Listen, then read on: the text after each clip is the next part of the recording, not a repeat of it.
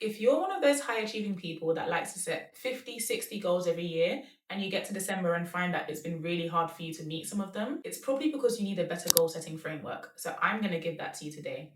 Get your notepad, get your pen, and let's get into making 2026 your best year yet. So the first step for your goal setting framework is you actually figuring out what's important to you, because that's how you're going to set the categories that are going to make up your framework. So for me personally, I have 8 different categories, and that's because over the course of my early 20s, I kind of just sat back and realized these are the 8 different areas of my life that I really want to prioritize. So what are my 8 areas? I've got spiritual because I'm a Christian, so my faith is important to me. I've got wealth, my finances. I've got health, which is just physical health for me. And then I also have self-care as a separate category, and that's my mental health.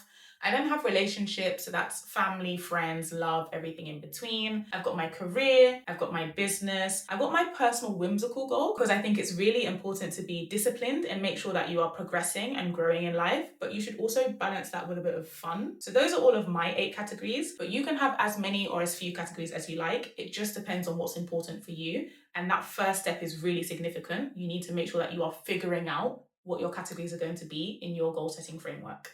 So step 2 of my goal setting framework is making sure that you're actually taking what I like to call a capacity audit. So that's basically you looking at what energy you have and how much time you actually have so that your goals are achievable. I think one of the biggest issues people have when they're setting goals and then they find that in December they haven't been able to meet them is literally just because you didn't have the time to do it in the first place. Like, why were you setting a goal that requires you to spend, 370 days doing something when there are only 365 days in the year? It just doesn't make sense. So before you even start setting your goals, you need to take stock of what your energy is like, how much time do you spend working, how much time do you spend commuting, how much time are you going to have to give to the relationships that you want to pour into, all of those sorts of things. Then you can actually make goals that are achievable. So for step 3 of the goal setting framework, this is actually where we get into setting the goals, right? There are 2 ways that you can do this, and it literally just depends on whether you have set goals in the past before or whether you haven't. So for me, because I've been using this framework for the past 5 years, I always use the first route, i.e. I've set goals in the past before. All I do is I review the goals that I set. So for me, it's the goals that I set in 2025.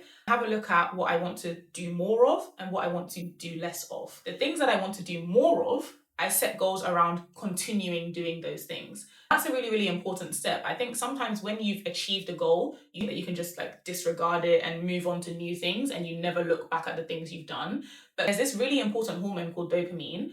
And when you do things that kind of make you feel a sense of achievement, it releases dopamine. I'm not a scientist, by the way, so please don't quote me on everything I'm saying. But when you do things that give you a sense of achievement, it releases dopamine. That makes you feel better and it makes you feel motivated to keep on doing other things. So that's really, really important for the next step, your do less stuff, right? Things that you want to do less of are the things that you're going to set new goals out of. So that's what you do if you've set goals before. But if you haven't set goals before, it's actually a little bit easier for you. All you have to do is close your eyes and think to yourself, in 365 days, when you're auditing where you are, what do you actually want to see for yourself? And whatever you want to see in accordance with the categories that you set in step 1 are going to be your goals for the year. When you're thinking about how to actually set a goal, you need to have a definition of what a goal is, right? So a goal is a specific desired future result or target that an individual or organization commits to achieving within a finite time frame. Essentially, it needs to be specific, it needs to have a bit of stretch because you need to be thinking about your future, and it needs to be within a finite time frame, which in this case is going to be a year because these are your annual goals. So let's just look at the specific and stretch part. Using myself as an example, I'm going to walk through my health goal for 2025 and how I've changed that for 2026. So in 2025, my health goal was to have a consistent physical cadence to how I'm moving, right? And it was quite lofty, but essentially I just wanted to make sure that I was moving every single day. Now, if I think about my step 2, my capacity audit, I did not have the time to go to the gym. That is not something I could do. But I thought something I probably could do was walking. Why did I want to set that as my health goal? I was getting to my late 20s.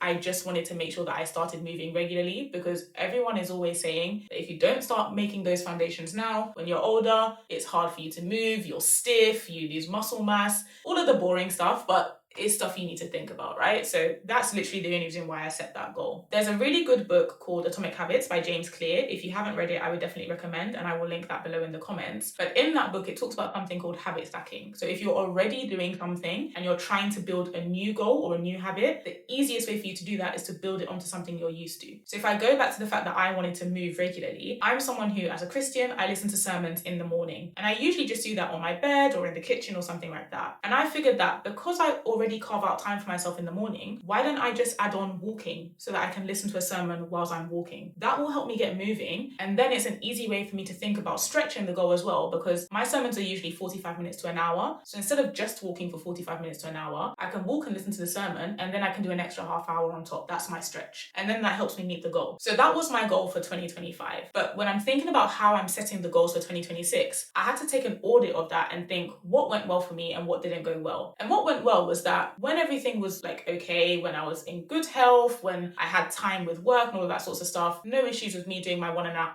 hour walks every single day. But when I was really tired, when I was ill, when I was on my period, suddenly I can't walk for an hour and a half. I can barely even move for 30 minutes. So what do I do on those days? So for me, I figured a goal I wanted to set in 2026 was having a maintained tier system, so that if there's a day where I can't do what I actually want to do, which is going for a walk for an hour and a half, there's something else I can do instead, like maybe 15 minutes of yoga, light, gentle yoga at that, so that I'm still moving my body, but I'm not pushing myself too hard because I physically can't do it. So it's important to kind of have that balance where you are stretching yourself, because that is really important, but you're also making it manageable and achievable. And that's why I'm setting that tiered system for myself, so that I can keep moving, but do it in a way that works for me.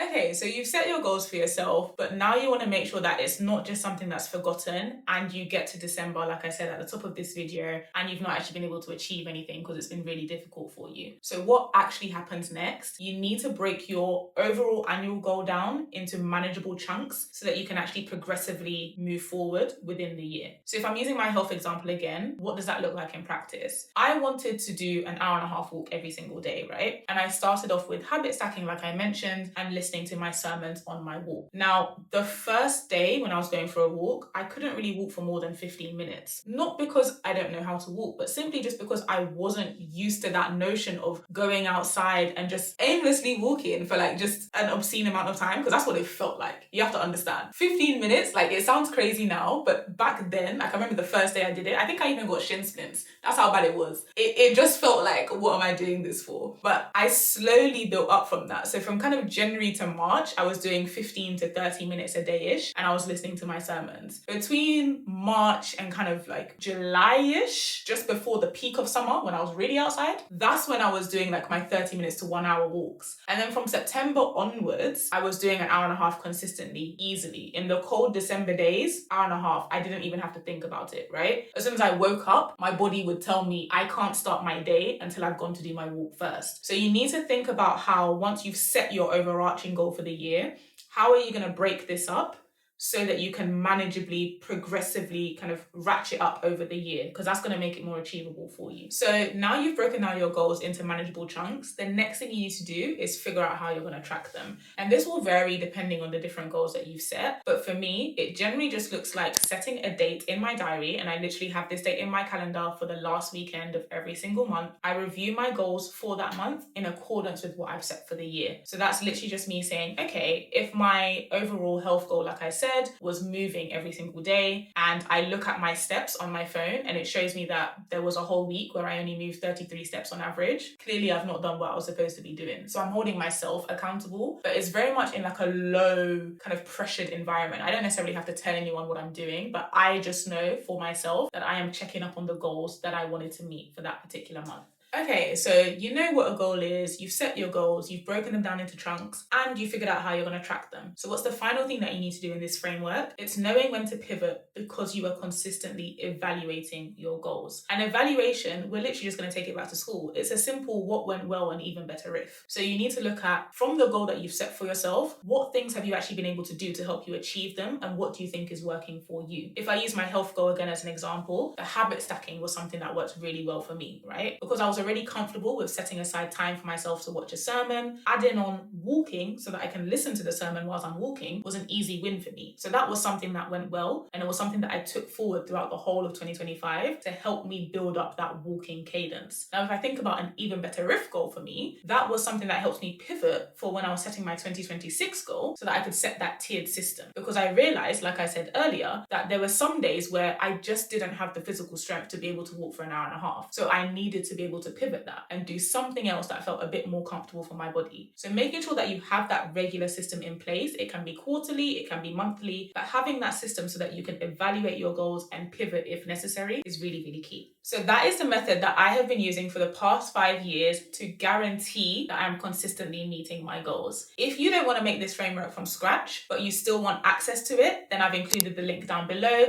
so that you can get a fully customizable template for yourself. You can also click the link to join our WhatsApp community so that you can be held accountable to your goals and have the best 2026 yet. If you like this type of content, please don't forget to like, comment, and subscribe, and I'll be back again next week with another video.